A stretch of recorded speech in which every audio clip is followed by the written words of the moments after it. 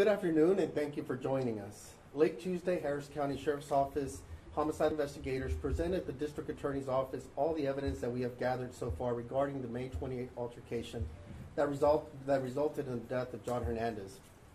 The meeting with prosecutors was held after we received the preliminary autopsy findings. Harris County investigators will continue pursuing leads that may still develop in this case. We urge anyone that has information and is yet to come forward to please do so. The phone number for Homicide Division is 713-274-9100, and you can see it displayed on the screens behind me. Your information could be critical to ensuring that justice is served. From the beginning, we have promised a fair, thorough, and transparent investigation. I commend our homicide investigators for their exhaustive efforts in this investigation. I have faith in our investigators' professionalism and dedication to justice. I also believe that it's important to show the community that we are perfectly comfortable having a third party review our work. I want to publicly thank the Texas Rangers and the U.S. Department of Justice for agreeing to consult with our team as they continue leading this investigation. We want to get this right so that prosecutors and a grand jury have all the facts they need in order to decide the next steps in our criminal justice process. I am confident that we have met this goal. Throughout this investigation, we have been cognizant of concerns raised by the community during this emotionally charged time.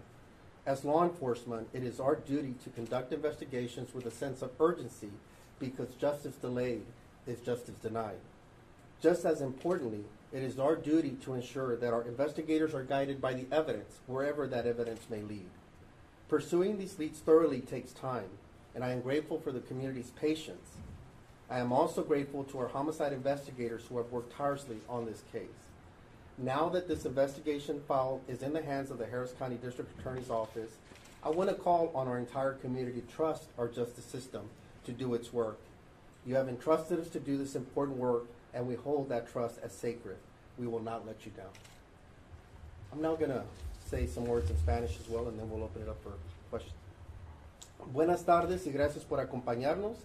El martes por la tarde, investigadores de homicidios de la oficina del Sheriff del Condado de Harris presentaron a la Fiscalía todas las pruebas que hemos reunido hasta ahora sobre el incidente del 28 de mayo que resultó en la muerte de John Hernandez.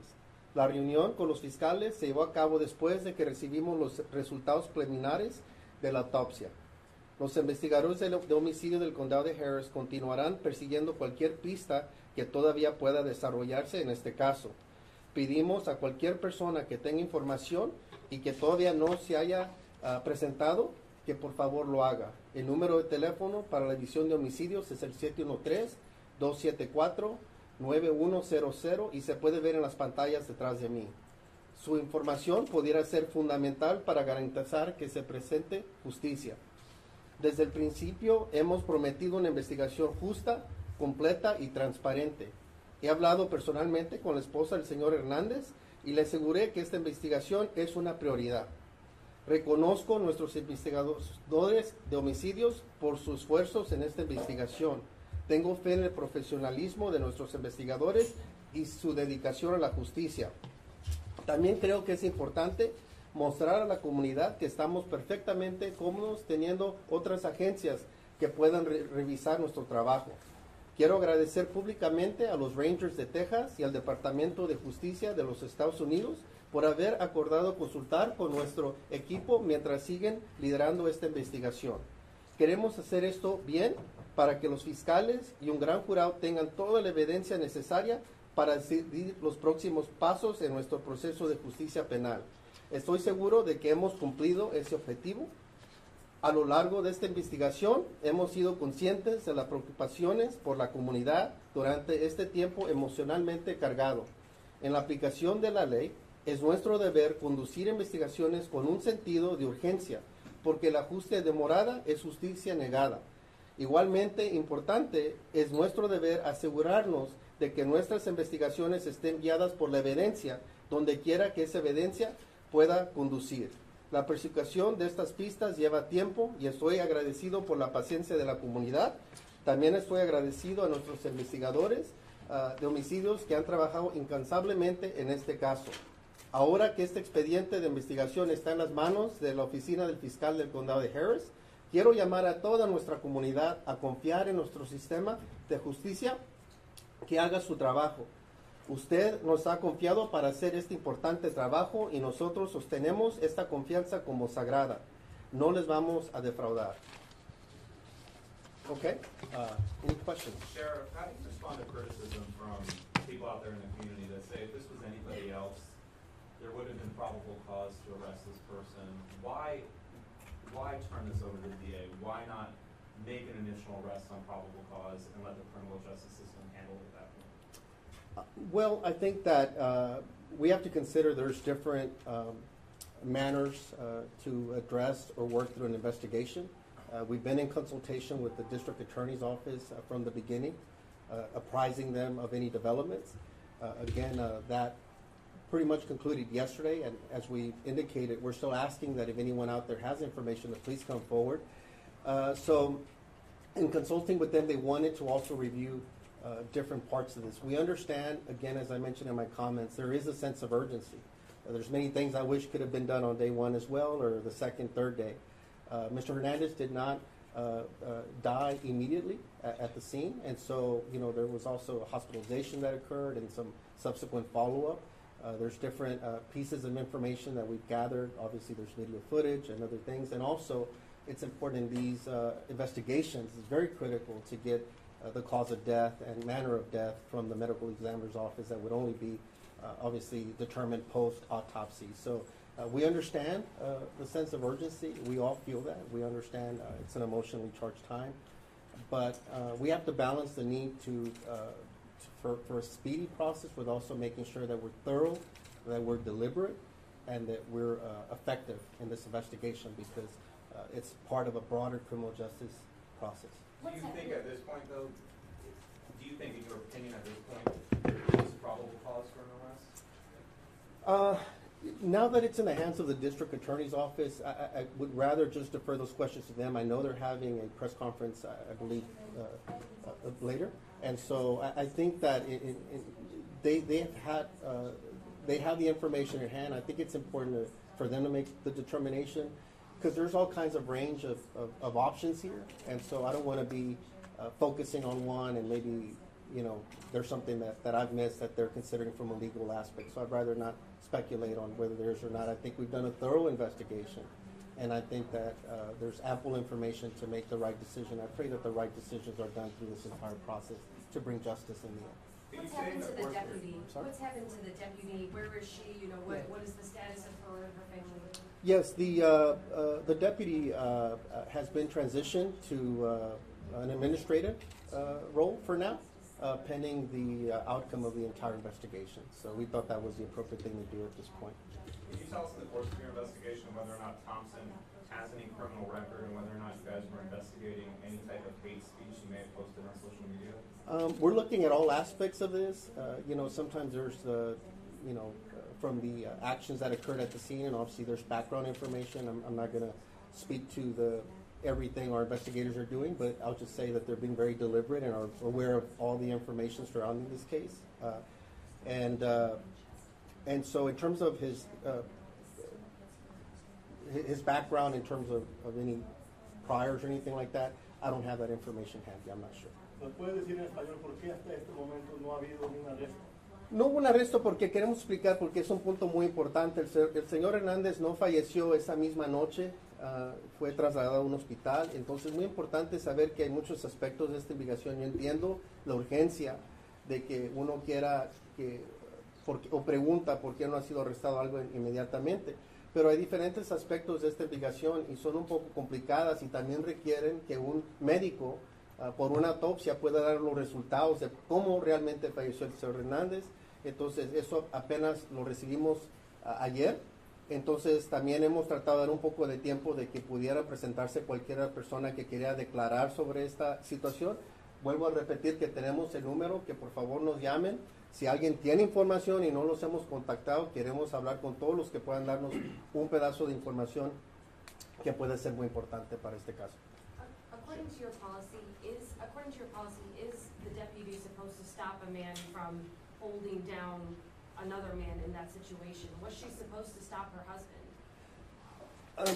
I want to be a little bit cautious to delve too much into policy because we're going to get through that through our administrative review. And I think that there's a number of ways that a situation like this could be approached. And I think in fairness to the deputy as well, we have to allow for some due process to fully vet, her version of the incident and her thought process going through this. So I'd rather withhold judgments on dissecting what could have been done or not done. I will say that, this is a tough job, and I understand. I also understand that in law enforcement, we are held to a higher standard, and rightfully so. And so I'll say that all those are factors that need to be looked at and considered, and there'll be ample time to look at all of these parts of the incident. Sheriff, the Hernandez family has been pretty open about Johnny being under the influence. Is there any indication that the sheriff's deputy's husband or the deputy herself were also intoxicated? I'm not sure at this point on that specific detail of what was happening or what transpired like right before, and so that's information that I think will eventually, be released if we have it handy, and investigators will have to answer those specific questions. Sheriff, in the footage that Eyewitness News obtained, we saw Thompson being detained. My question to the sheriff's office, was a specimen taken to see whether or not, to that question, he was under the influence of alcohol, drugs? Do we know if his blood was drawn? To my knowledge, it was not. Again, I don't want to say that as a definite because, I didn't make the initial scene. So, we'd have to determine that. A lot of it, too, depends on what observations were made by responding deputies at that point. Was there a scent of odor? Was there anything to indicate that, an individual was impaired or something to lead them to that? Got one more question? Sheriff, can you clarify, you shifted the investigation over to the DA's office, so the sheriff's office is not investigating this case at all? No, we still are. What I've been urging, and I say this because, again, for transparency, sometimes you're privy to even more individuals that are willing to speak to the media but may not always come forward. And there's a difference between what they may say in the community and with them coming forward. And we urge them, and that's why we continue to stress this while I'm standing here, that in an effort to be transparent and make sure we're thorough, we want to allow ample time for them to come forward now, not in the future, but now, with whatever information. If they heard something at the scene, if they heard something post-scene, anything. Sometimes you arrive on a scene and it's chaotic, and individuals leave. They were just left before, maybe they were already exiting the restaurant, saw what transpired and left, and they haven't been identified. And so if you have information, then please come forward and announce yourself so that we could try to get some additional information, because that could always be critical. And again, I think this is real important for law enforcement. Our investigation can only be as strong as those that come forward and based on the evidence. As I mentioned earlier, investigators have a duty to follow the evidence at hand and wherever that evidence will lead to. And so we want to make sure that we present as strong and as thorough a case to the district attorney's office so they can make the best decision. And I think all involved deserve that. And so we ask anybody to please come forward. So in terms of any leads, we're still exploring that. Anything, final details or things that may arise, we're open. If there's any additional videos, anything like that, please come forward now. Esos videos nuevos que salieron, ¿cómo les ha afectado en la investigación los videos nuevos que han salido?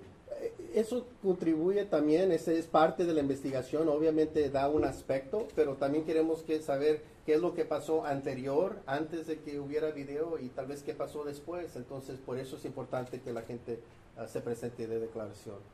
Have witnesses been cooperative? Yes, so far, from what we've gained, witnesses have been cooperative with our investigation, and we greatly appreciate that. Have they been key to finding big portions of the investigation? I think they're all important pieces. As I mentioned in the previous response, I think that there's different elements. That's why it's complex sometimes, or can be complex, because there's pre-incident, if you will, then the altercation itself, and then post-altercation. And so maybe footage didn't capture everything, so we try to look at the totality of the situation. So in terms of the further updates, again, in terms of the process at this point, unless there's new developments from that come to us, or then I would assume that the district attorney's office will be providing updates on the process from this moment forward. Thanks, everybody. Thank you. Speak to the point that some of our viewers think that this case is getting special treatment. Is there any grounds that I just want to Absolutely not. I've stated from the beginning, look, we have a legal duty and responsibility to do a thorough job. Everyone deserves that at the end of the day. And at the end, we want justice to be served as much as anyone. That's what, that's our duty. And so there's no favoritism one way or another. That's why we have to be very deliberate. And we understand the needs for urgency and the cries for certain responses, but we have to be very methodical and prescribed in our work to make sure that we get to the right outcomes eventually. And so there's no kind of, we try to be transparent. That's why we brought in the other agencies to provide some consulting in this as an added layers, not just one, but added layers of transparency. And we'll stand by our work. So thank you all. Appreciate it. Thank you all for your questions. Again, this is the number you can call if you have any information you can provide to the homicide division.